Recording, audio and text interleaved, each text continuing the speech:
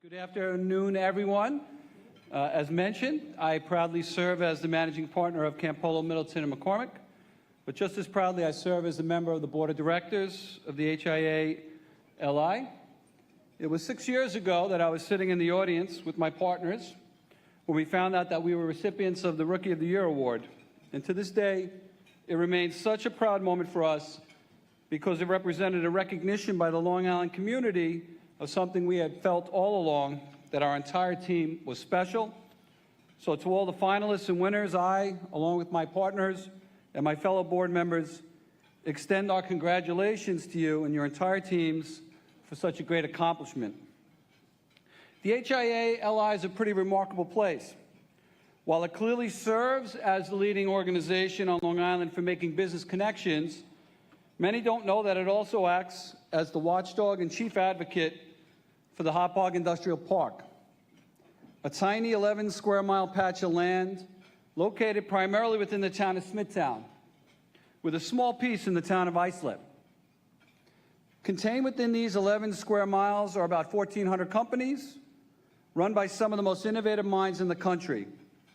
These companies employ about 55,000 employees. I'd like to share a few remarks with you today about this amazing ecosystem. My own personal journey to the Hauppauge Industrial Park came as a result of studying Warren Buffett, the greatest investor of all time. You see, Warren is a strong advocate of value investing, whereby you look for companies the market has significantly undervalued, the proverbial diamonds in the rough, and you invest in them and you hold on to them for the long haul. As a young lawyer, I didn't have much capital to invest, but I did have time. And I reasoned that time invested correctly could have the same long-term impact as invested capital. So more than 20 years ago, I took a page from Warren's playbook and looked for the places here on Long Island that I felt were the diamonds in the rough. The first place I identified was Stony Brook University, my alma mater. As a student at Stony Brook, I found that it was occupied by some of the brightest people, both faculty and students, that I had ever encountered.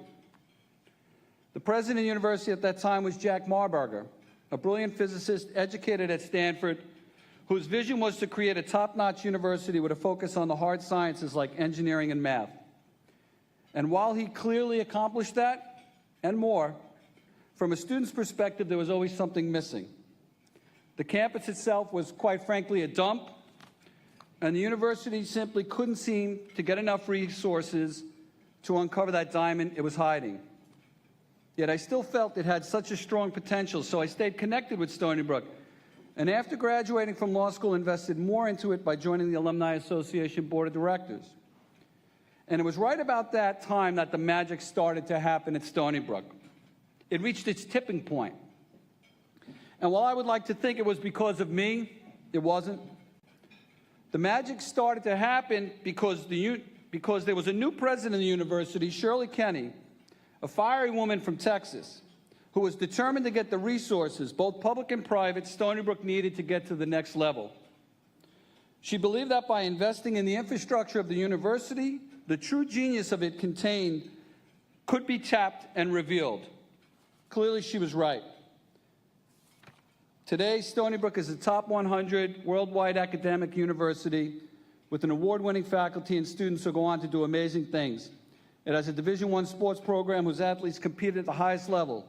It has a statewide center of excellence in wireless information technology, 5 or 6 business incubators, a world-class medical facility, and the list goes on and on. In fact, the story of the growth of the accomplishments of Stony Brook is so remarkable that it's impossible to ignore. And while there are many things that have led to its success, in my opinion, the most critical was the tireless advocacy by Dr. Kenny and her cabinet members to our elected officials that if Stony Brook received the funds it needed to build its infrastructure, it would excel beyond all expectations. Now, as you know, our elected officials have many competing interests, and sometimes it takes a big stick to get their attention.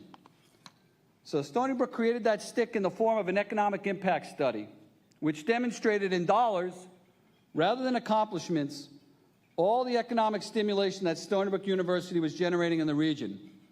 And that became its aha moment. See, the elected officials weren't really paying attention to the number of Fulbright scholars or Pulitzer Prizes the university was creating. But once we could clearly document and articulate the billions and billions of dollars, and more importantly, tax dollars, that Stony Brook was generating and stimulating, then the elected officials had no choice but to take notice and render their support. And now, not coincidentally, Stony Brook students play their football games in the Senator Kenneth LaValle Stadium. So my investment in Stony Brook worked out well, which leads me to my second value-based investment, which I made about 10 years ago into the HIA-LI. To me, the histories of these organizations are very similar, and their growth potentials are completely aligned. The Hauppauge Industrial Park was formed as an economic hub to foster job growth and innovation. In fact, it is the second largest industrial park in the country, second only to Silicon Valley. As previously mentioned, these businesses in the park employ 55,000 people, which means that 1 out of every 20 people employed on Long Island is employed in the Hauppauge Industrial Park. Yet, like Stony Brook was 30 years ago, the industrial park finds itself struggling to garner necessary resources to upgrade the infrastructure. We are also finding it difficult to get the attention of our elected officials who are needed to help us tackle critical issues like workforce housing, transit services, shuttle services to the rail stations. Without these critical needs met, the industrial park will not be able to meet its full potential and truly compete with Silicon Valley. Or even worse, may perish into a ghost town, shut down by a high tax burden, wages too high to remain competitive, and a non-existent workforce. Our mission at the HIA-LI is to do every single thing we can to help ensure that this park remains a viable, thriving economic engine. To that end, we have taken a play from Stony Brook, and led by our own fiery woman, Terry Lisi Maselli, we commissioned an economic impact study to be conducted to demonstrate the economic impact that park has on the Long Island and the region. So we conducted this study. There's a handout at everyone's seats with them, but I'll give you the highlights. Total sales volume that comes out of this small 11 square mile park is in excess of $13 billion. Total payroll paid to HIP employees in excess of $2.8 billion. Total income tax on that payroll of $806 million.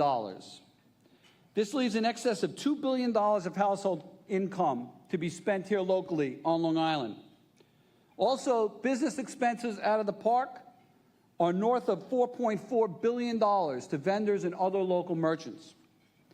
The park generates more than $64 million in local property taxes. To us at the HIA-LI, these numbers are staggering and make it clear that the economic impact of the industrial park is vital and critical to the Long Island economy. Yet we continue to struggle to get support from our elected officials. Over the last 10 years, only the county, which receives the lowest percentage of tax revenue from the park, has supported some infrastructure initiatives like sewers and Wi-Fi. Yet the town and state levels, which receive the largest amount of tax revenue from the businesses in the park, fail to give us any sort of support and have been completely absent. The park has been completely absent when they're considering their capital budgets. Perhaps it's because they're uninformed about all the wonderful things that come out of this park, or even worse, perhaps because they're simply uninterested. Well, my message to you today, folks, is this all changes today. Armed with these economic findings, we at the HIA-LI will use this as our stick to make sure that all of our elected officials are educated on this and receive our message loud and clear, that we all love Long Island, that the Hauppauge Industrial Park is a critical part to the Long Island economy, and we will no longer sit back and wait, but will expect and demand a seat at the table when budgets for infrastructure spending are being considered. To not do so is not just at the peril of an election, but quite clear is at the peril of our beloved island. And to us, that is simply unacceptable.